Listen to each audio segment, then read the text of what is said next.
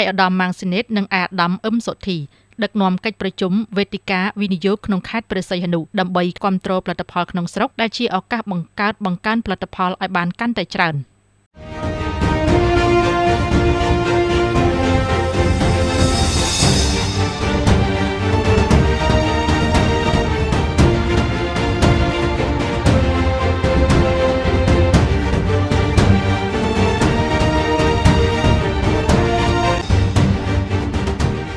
កិច្ចប្រជុំផ្សព្វផ្សាយកម្មវិធីពិសេសជំរុញការវិនិយោគក្នុងខេត្តព្រះសីហនុឆ្នាំ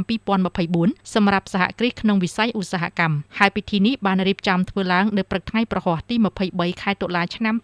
2025ដោយក្រុមការអញ្ជើញជាគណៈអធិបតីអាដាមម៉ាងស៊ីណេតអភិបាលនៃគណៈអភិបាលខេត្តព្រះសីហនុនិងអាដាមអឹមសុធីប្រធានលេខាធិការដ្ឋានក្រុមការងារជំរុញការវិនិយោគក្នុងខេត្តព្រះសីហនុបានដឹកនាំកិច្ចប្រជុំជំរុញការវិនិយោគក្នុងខេត្តព្រះសីហនុដោយក្នុងនោះក៏មានការចូលរួមពីលោកអភិបាលរងខេត្តលោកអភិបាលក្រុងស្រុកប្រធានមន្ទីរអង្គភាពពាក់ព័ន្ធនិងអ្នកវិនិយោគក្នុងខេត្តព្រះសីហនុផងដែរនេះឱកាសនោះផងដែរអាដាមម៉ាងស៊ីណេតអភិបាលនៃគណៈអភិបាលខេត្តព្រះសីហនុបានមានប្រសាសន៍ស្វាគមន៍បងប្អូនអាជីវករពាណិជ្ជករនិងម្ចាស់ក្រុមហ៊ុនដែលបានចូលរួមនាពេលនេះហើយយោងតាមលិខិតអនុញ្ញាតគោលការណ៍ពីកម្មវិធីពិសេសជំរុញការវិនិយោគខេត្តព្រះសីហនុឆ្នាំ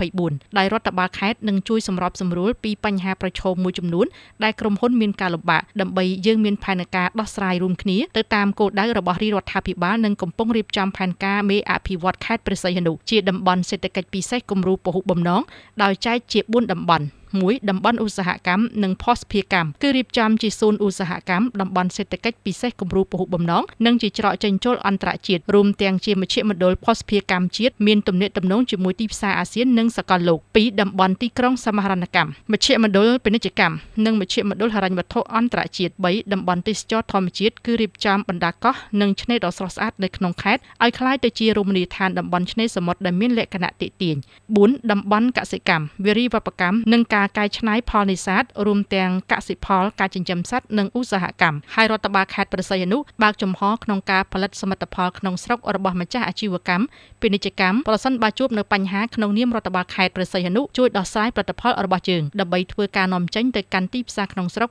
និងធ្វើការនាំចេញដូច្នេះយើងរួមគ្នាពង្រឹងសមត្ថភាពផលិតផលរួមទាំងការគ្រប់គ្រងផលិតផលក្នុងស្រុកដើម្បីលើកកម្ពស់អត្តសញ្ញាណជាតិឆ្ពោះទៅរកការអភិវឌ្ឍប្រកបដោយនិរន្តរភាពជាមួយគ្នានោះផងដែរអាដាមអឹមសុធីប្រធានលេខាធិការដ្ឋានក្រុមការងារជំរុញការវិនិយោគនៅក្នុងខេត្តព្រះសីហនុបានបញ្ជាក់ថាកម្មវត្ថុជំរុញការវិនិយោគដោយគាំទ្រផលិតផលក្នុងស្រុកដែលជាឱកាសបង្កើនផលិតផលក្នុងស្រុកដូច្នេះយើងត្រូវប្រើរយៈពេលវែងប្រកបដោយគុណភាពកម្មវត្ថុនាពេលនេះយើងចង់ឲ្យមានការផលិតជាផលិតផលក្នុងស្រុកនិងមានធាតុចូលក្នុងស្រុកឲ្យបានកាន់តែច្រើនដូចជា1ជំរុញការផលិតក្នុងស្រុកដោយពង្រឹងសមត្ថភាពក្នុងការផលិតការបណ្ដុះបណ្ដាលជំនាញផ្នែករឹងនិងផ្នែកទន់ឲ្យមានវិសាលភាពលើវិស័យឧស្សាហកម្មកសិកម្មនិងទេសចរណ៍2យើងអាចទាក់ទងទៅនឹងធនាគារសហគ្រាសធុនតូចនិងមធ្យមដែលមានការប្រាក់ទាបដោយយន្តការក្រសួងសេដ្ឋកិច្ចនិងហិរញ្ញវត្ថុទន្ទឹមនោះយើងត្រូវប្រមូលផ្ដុំនិងសូមស្វាគមន៍នៅសំណើសំណូមពររបស់អស់លោកស្រី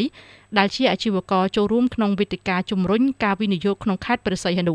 ដើម្បីជំរុញផលិតផលក្នុងស្រុកនិងការបណ្ដុះបណ្ដាលជំនាញពលកម្មហើយការងារនេះយើងចាប់ផ្ដើមពីតូចទៅធំទទួលបានជោគជ័យនៅក្នុងឱកាសនោះផងដែរអាដាមម៉ាងស៊ីណេតអភិបាលខេត្តព្រះសីហនុបានមានប្រសាសន៍បន្ថែមនិងធ្វើការបិទកិច្ចប្រជុំដោយប្រមូលធាតុចូលពីបងប្អូនចូលរួមដែលបានលើកឡើងនៅសំណួរនិងសំណូមពរពាក់ព័ន្ធទៅនឹងការបង្កើនការផលិតការចិញ្ចឹមត្រីបង្គាផ្គត់ផ្គង់ទៅលើទីផ្សារក្នុងខេត្តនិងបន្តនាំចេញទៅកាន់ខេត្តក្រុងស្រុកនៅទូទាំងប្រទេសហើយកិច្ចប្រជុំពេលនេះបានធ្វើការដោះស្រាយរួមគ្នាប្រកបដោយតម្លាភាពនិងភាពជឿជាក់ទាំងអស់គ្នាក្នុងការចូលរួមដោះស្រាយជាពិសេសពង្រឹងសមត្ថភាពផលិតផលក្នុងស្រុកដើម្បីធ្វើការនាំចេញទៅកាន់ទីផ្សារកាន់តែច្រើនបន្ថែមទៀត